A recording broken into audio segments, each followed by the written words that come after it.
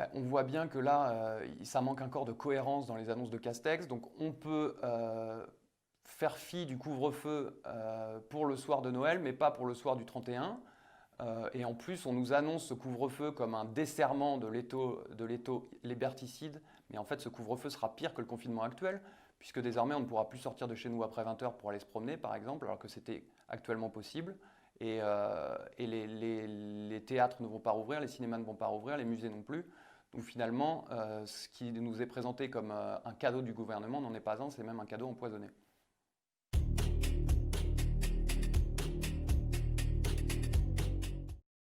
Cette possibilité de décider de l'état d'exception, c'est l'essence même du politique. On nous disait avant cette crise que l'État ne pouvait plus rien faire. Au contraire, on a vu pendant cette crise que l'État était tout à fait capable. Il a pu fermer les frontières et il a même pu restreindre l'économie et le libre-échange.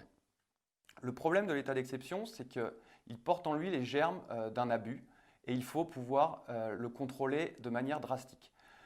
Actuellement, dans cet état d'urgence sanitaire, on a perdu tout contrôle de cet état d'exception. Par exemple, dans la durée, entre le premier état d'urgence sanitaire, la loi de transition qui a été prise ensuite, et le second état d'urgence sanitaire, on va arriver à quasiment un an d'état d'exception. Donc il y a une espèce de normalisation qui arrive. Et puis pour quelles circonstances? Alors autant pour le premier confinement, on a eu une espèce de psychose générale qui fait que les circonstances étaient exceptionnelles et qu'il fallait peut-être reprendre la main, que le politique reprenne la main. Mais désormais, 6 mois plus tard, on a bien vu que le virus était finalement pas aussi virulent qu'on nous le disait. Le taux de mortalité est de 0,05%. Donc quelles circonstances exceptionnelles? On se demande vraiment où elles sont actuellement.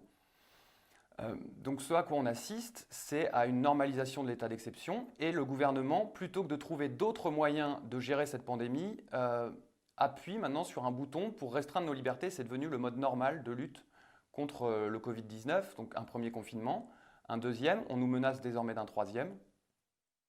Et évidemment, ça pose des problèmes puisque dans cette crise, le gouvernement ne nous a pas seulement confinés en tant qu'individus physiquement, mais il a aussi confiné la démocratie et il nous a confinés en tant que citoyens.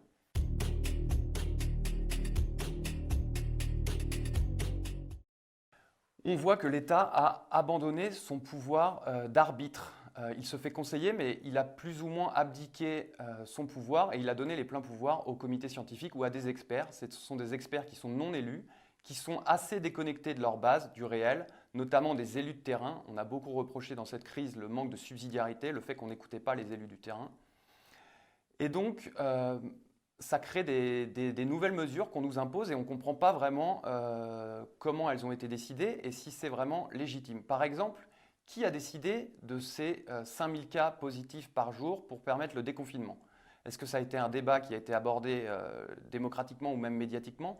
Pas du tout, alors que c'est la question la plus primordiale, puisque c'est à cette question que sont conditionnées nos libertés dans les semaines et peut-être même les mois à venir.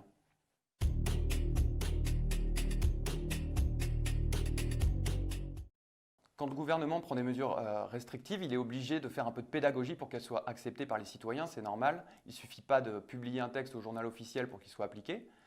Mais là, le gouvernement, plutôt que de choisir la responsabilisation de ses citoyens, il a préféré une communication extrêmement anxiogène, infantilisante et même culpabilisante, puisqu'on nous a répété à longueur de journée qu'on aurait du sang sur les mains quasiment si on ne respectait pas ces mesures.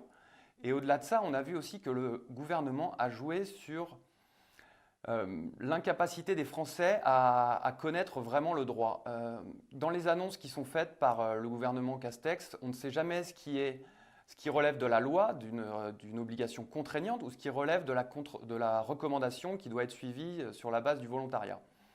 Je pense notamment à la règle des 6 personnes à table. C'est une règle, c'est une simple recommandation, et pourtant on nous l'a tellement rebattu les oreilles avec qu'on ne sait pas très bien si on doit la respecter ou pas.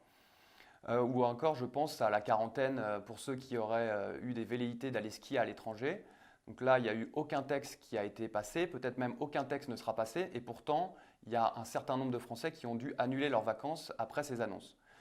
Donc dans les faits, ce qui se passe, c'est que maintenant, on a une espèce de droit mou sanitaire, une soft clause sanitaire avec une myriade de règles qui s'imposent, de recommandations, qui sont reprises par les médias, qui sont aussi appliquées par les entreprises, par exemple, et qui viennent enserrer le citoyen dans des règles toujours un peu plus liberticides.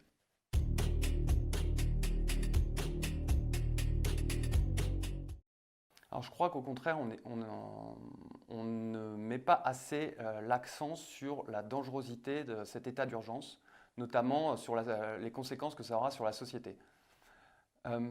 Quand on a pris l'état d'exception après les attentats de 2015, on a fait un peu de tout citoyen un terroriste potentiel.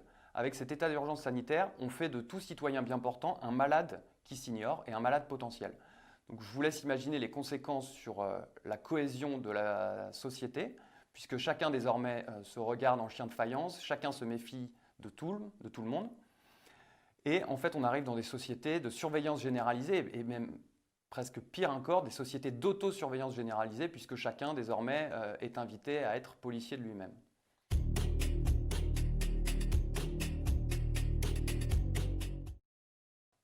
L'état d'urgence sanitaire prévoit évidemment des garde-fous et on nous dit qu'on peut contester toutes les mesures prises par le gouvernement devant le tribunal administratif ou le Conseil d'État. Malheureusement, ces 6 derniers mois, on a vu que tous les recours qui ont été pris, qui ont été faits contre les mesures du gouvernement, ont été rejetés docilement par le Conseil d'État qui n'a plus du tout son rôle de juge et qui se contente désormais quasiment d'enregistrer toutes les décisions prises par l'exécutif.